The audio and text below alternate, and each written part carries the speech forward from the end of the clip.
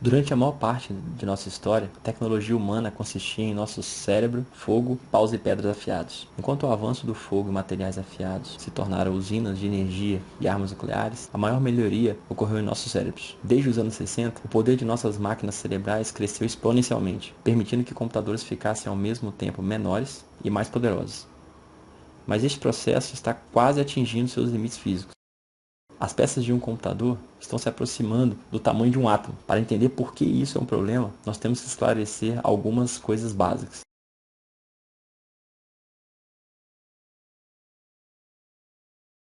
Um computador é feito por componentes muito simples, fazendo tarefas simples, representando dados, meios de processá-lo e seus mecanismos de controle. Chips de computadores contêm módulos, que contêm portas lógicas, que contêm transistores. Um transistor é uma forma mais simples de processamento de dados em computadores. Ele basicamente é um interruptor que pode abrir ou fechar o caminho para uma informação passar. Essa informação é feita de bits, que podem ser representados pelos estados 0 e 1. Combinações de muitos bits são usados para representar informações mais complexas. Transistores são combinados para criar portas lógicas, que ainda fazem coisas muito simples ou fundamentais. Por exemplo, uma porta E que gera uma saída 1, caso as duas entradas sejam 1, ou saída 0, caso contrário de que as duas entradas não sejam iguais a 1. Combinações de portas lógicas são criadas para tarefas mais significativas, como por exemplo, somar dois números. Uma vez que você soma, você também pode multiplicar. Uma vez que todas as operações básicas são literalmente mais simples do que a matemática da primeira série, você pode imaginar um computador como um grupo de crianças de 7 anos respondendo questões básicas de matemática. Um número enorme dessas crianças poderiam computar qualquer coisa, desde astrofísica a jogos. Entretanto, com as partes de um computador ficando cada vez menores, a física quântica está deixando as coisas mais estranhas. Um transistor é somente um interruptor. A eletricidade são os elétrons se movendo de um lugar para o outro. Então, interruptores são passagens que podem bloquear elétrons de se moverem numa determinada direção. Hoje, uma escala típica para transistores é da ordem de 14 nanômetros, o que é 8 vezes menor do que o diâmetro do vírus HIV e 500 vezes menor do que um glóbulo vermelho. Como transistores foram encolhidos para o tamanho de apenas alguns átomos, elétrons podem simplesmente se transferir para o outro lado de um bloqueio, por um processo chamado tunelamento quântico. No reino quântico, a física funciona um pouco diferente, onde computadores tradicionais simplesmente não fazem sentido. Nós estamos chegando a uma barreira física real para o nosso avanço tecnológico. Para resolver este problema, cientistas tentam tirar a vantagem dessas propriedades incomuns da física quântica, construindo computadores quânticos.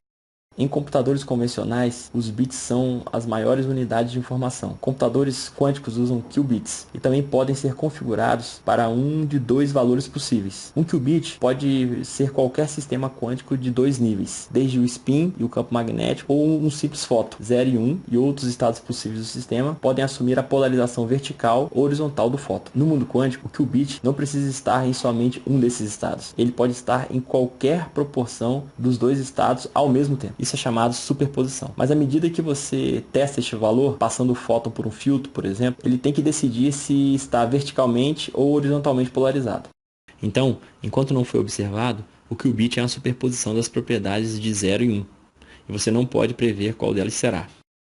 Mas no instante que você mede, ele colapsa para um dos estados definidos. O fenômeno de superposição é um jogo de mudança e representa uma verdadeira mudança na computação. 4 bits clássicos podem estar cada um em uma de suas duas possíveis configurações distintas a cada momento. Isso são 16 possíveis combinações, e você pode usar apenas uma. 4 qubits em superposição, no entanto, podem estar em todas as 16 combinações ao mesmo tempo. Este número cresce exponencialmente a cada qubit extra. Somente 20 deles já podem armazenar 1 milhão de valores em paralelo. Outra propriedade realmente estranha e interessante que os qubits podem ter é o emaranhamento ou entrelaçamento, uma conexão que pode fazer cada um dos qubits reagir a uma mudança de estado em outro, de maneira instantânea, não importando o quão longe eles estejam.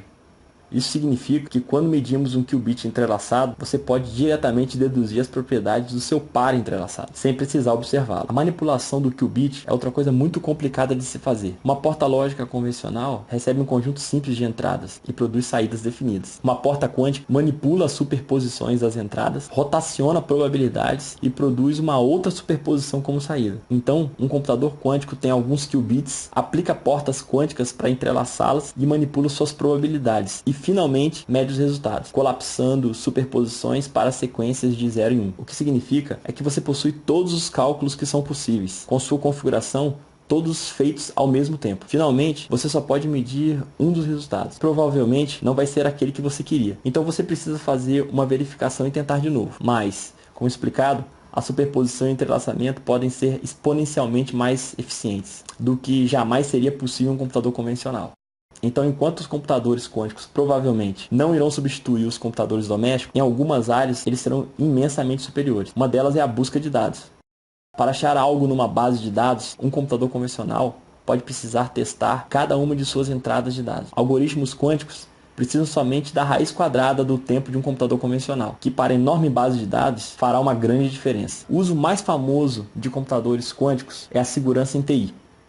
Neste momento, os dados do seu navegador, e-mail e banco são mantidos seguros por um sistema de criptografia no qual você distribui para todos uma chave pública, para que eles possam embaralhar a mensagem que somente você possa decifrar. O problema é que essa chave pública pode ser utilizada para calcular sua chave secreta. Por sorte, fazer a matemática necessária para isso em qualquer computador normal literalmente levaria anos de tentativa e erro, mas um computador quântico com aceleração exponencial poderia fazer isso facilmente. Outro empolgante novo uso é para simulações. Simulações do universo quântico necessitam de recursos muito intensos. E mesmo para estruturar as maiores partículas como moléculas, elas geralmente não possuem precisão. Então, por que não simular a física quântica utilizando os fenômenos da física quântica? Simulações quânticas podem prover novos conhecimentos em proteínas que podem revolucionar a medicina. No entanto, nós não sabemos se computadores quânticos serão ferramentas especializadas ou uma grande evolução para a humanidade. Nós não temos ideia de quais são os limites tecnológicos. E só existe uma maneira de descobrirmos, que é experimentando. Este vídeo tem a intenção de facilitar a transmissão deste conteúdo ao povo brasileiro. Para saber mais sobre os autores, acesse o link do comentário.